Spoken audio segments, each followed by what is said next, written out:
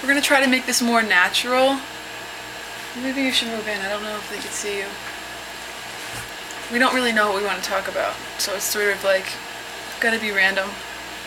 So, why don't we start with what we were talking about earlier, with that interracial relationship that is soon to be a marriage, from what I understand. Yeah, so like this girl is talking to her, and she's from like a foreign country, but both of her parents are like white, and she's going to be marrying a man in like a Middle Eastern country. Mm-hmm. And his parents are not exactly for the marriage, which, I don't know, since coming to college I've realized more and more that it's a common theme. If you're from a different background, then the parents are hesitant to like accept the marriage, which I can understand. You're just trying to protect your own kids. culture and just, I think, basically protect your kids, because I think sometimes they do mean well, the parents mean well. It's just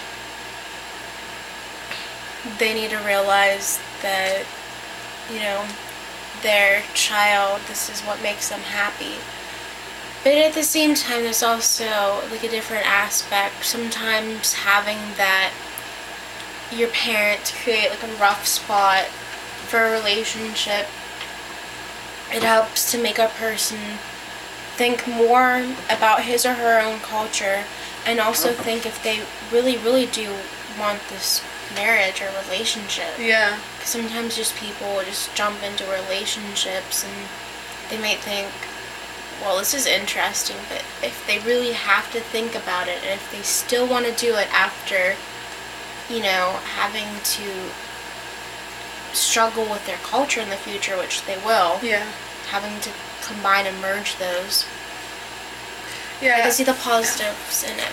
I could see the positive sides of that too, because when a relationship has to, you know, go through some hard times, like if it doesn't break up the relationship, then certainly it makes it stronger. And I can speak personally from that, having, you know, been in a relationship with someone who's not white or by any stretch, you know, what my parents would have expected.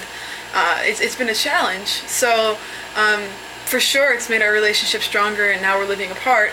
But needless to say, our relationship is like, you know, stronger than ever. Really, like it's had to face so much opposition, like so much more than I feel like people who are in, you know, like the same ethnic group or in any sort of endogamous relationship.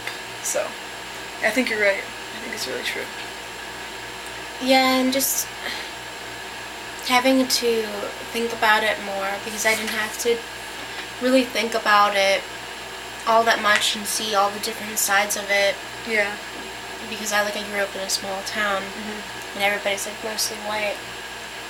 I can understand, like going back to like one of my points, I can understand why the families will be afraid. Because they want to keep their values. Like we all want our, like when we have kids, we all want them to have some similar values. Like when I have kids, if I have a daughter, I don't want her, you know, sleeping around. I want her to wait, you know, to have a sexual relationship with whomever she wants, but it's just the importance of waiting. Yeah. So I think it's something that parents, no matter like if their child is getting married with someone from the same culture, same background, or a completely different one. Yeah. It's just, you want the best for your kids, and sometimes you don't see all of the aspects because that's your kid. There's such an emotional attachment that it becomes difficult to think logically. I think especially for moms. My mom, she I don't know, when it comes to me or Becky or Susan, she can't really think logically. She's too emotionally attached. She can't be objective about matters involving us because of that. And with respect to what you were saying about how parents just want the best for their kids, I really feel like I feel you on that one. It's true. I feel like a lot of parents, they come with the best intentions of what they know and what they've learned and what they've been around and feel comfortable with. And with that behind them, they feel like they know what's best for their child.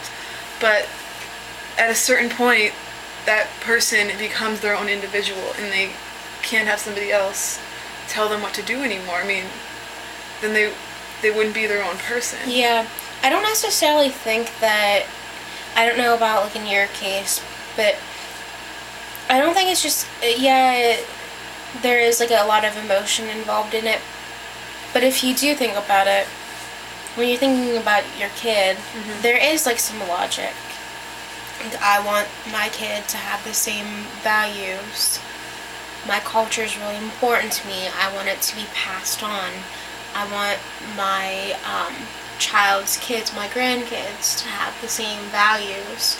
Because that's, like, your way of life. And having it crumble is just scary. So, like, I can see it in a, like, logical way. I don't look at it as things that involve a lot of emotion. That doesn't mean that there's, like, not logic in it, because sometimes there's a lot of logic in it. Yeah.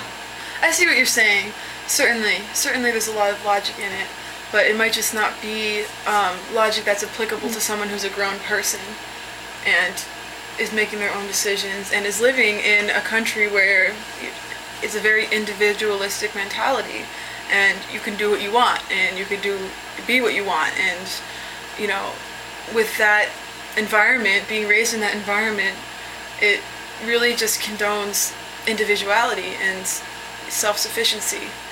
Whereas, like in the case of Ankush's family, they grew up in a very, like, communal sort of culture and didn't really think that, well, I don't know, they probably just didn't think about the extent to which their kids would be affected by growing up in the United States. Because it does change cultures, even in the first generation coming. But the second generation, having not lived in, like, the motherland of where they're coming from, knows very little about the actual culture.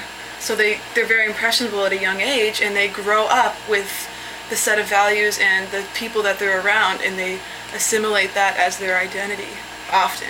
Yeah, because it's a different society, and there's different ways of, you know, like in, I don't know, like India, for example, we've gone over that in, like, anthropology. They have to have that type of setup where the family comes first, or else the whole family will break apart, and they won't have, like, some people won't have any means to support themselves, because they all need them to work together. Right. Whereas, like, in the United States, it's more of a, this might just be an effect of having a more capitalist country. Whereas, like, a more capitalist country, because, you know, if you live in that type of environment, there's more independence, and you don't have to worry as much. Yeah. That you'll, like,